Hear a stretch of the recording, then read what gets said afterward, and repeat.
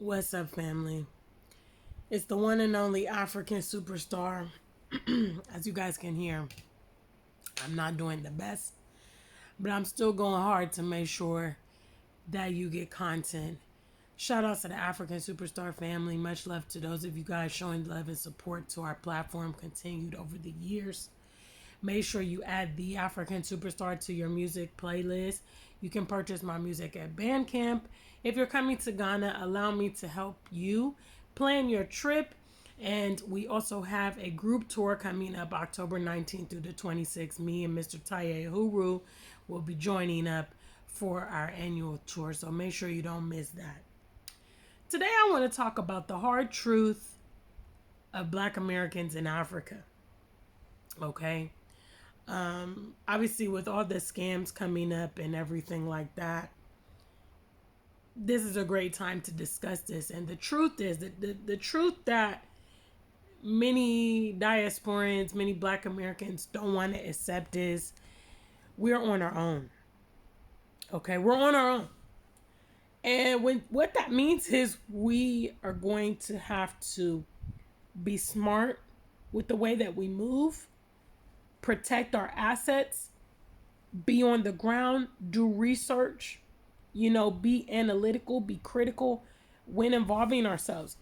I think the way that we grow in the Western world really becomes a hindrance to our people because we're not used to doing things on our own for ourselves. We're not used to making independent decisions. We're not used to being in control of our everyday affairs. And that makes us always seek a viable third party. That always makes us go for connections. That makes us, try to find shortcuts instead of just doing the obvious. I am grateful to myself for doing all the necessary things I needed to do here in Ghana to prevent foolishness from happening. Even my recent move to no longer sell lands with the Shy Hills establishment, that's due to problems coming in the past that I want to avoid. It has to do with thinking ahead. It has to do with analyzing the situation and making decisions before things get heinous. And I know that this is not a strong suit among our people, being proactive, planning into the future, being strategic, designing blueprints. I find that so many more of our people are reactive than they are preparative, and therefore it leads them down a bad road. In as much there's a lot of good people, I've met a lot of great people here on the continent. I have benefited so much from people in the African communities as a whole. Kenyans, Ghanaians, Cameroonians, Nigerians, in no particular order, South Africans. I'm affiliated with all these communities, have friends and things like that, have visited these countries, and I have benefited so greatly from the connections, the hospitality, the interior knowledge, the cultural knowledge, the language, being a liaison in so many avenues for me. But in as much, you have those good people, you also have the opportunists. Okay?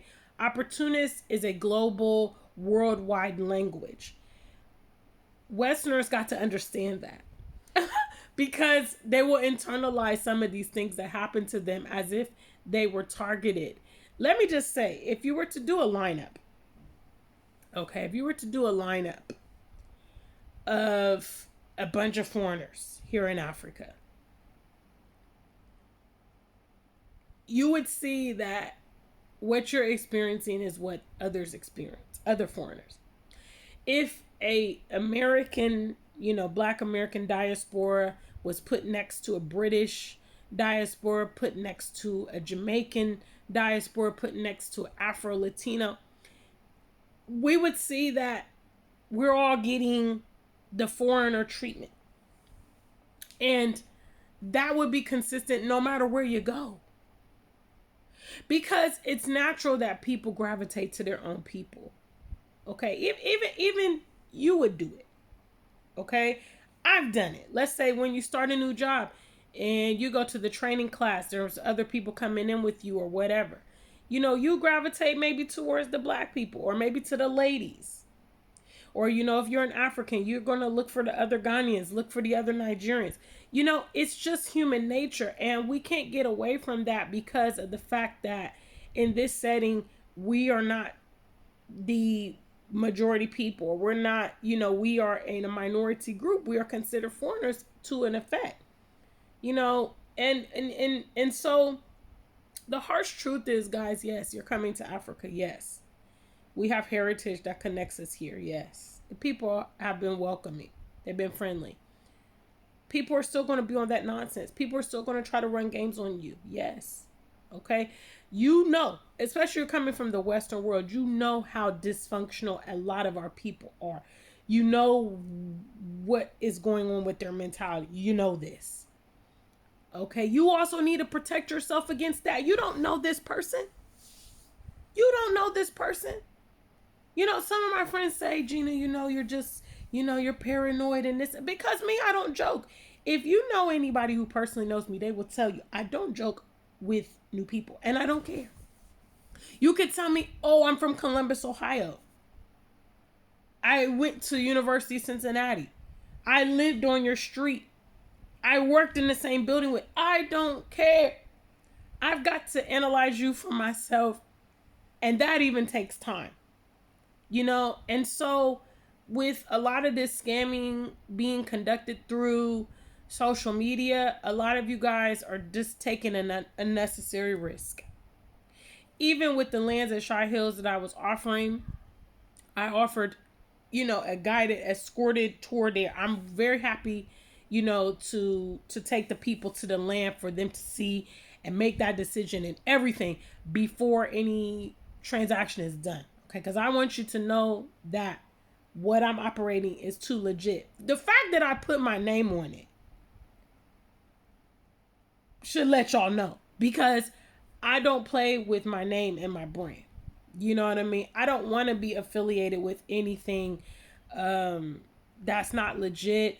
And I don't also want to market that to people. I know the struggle. I know how complex it is to move to Africa, how hard we work for our money, and how difficult it is to find trustworthy individuals. I would never, be a part of it. So anyway, guys, let me know what you think in the comments below. Until we meet again, stay black and true. If you ain't black, just stay true.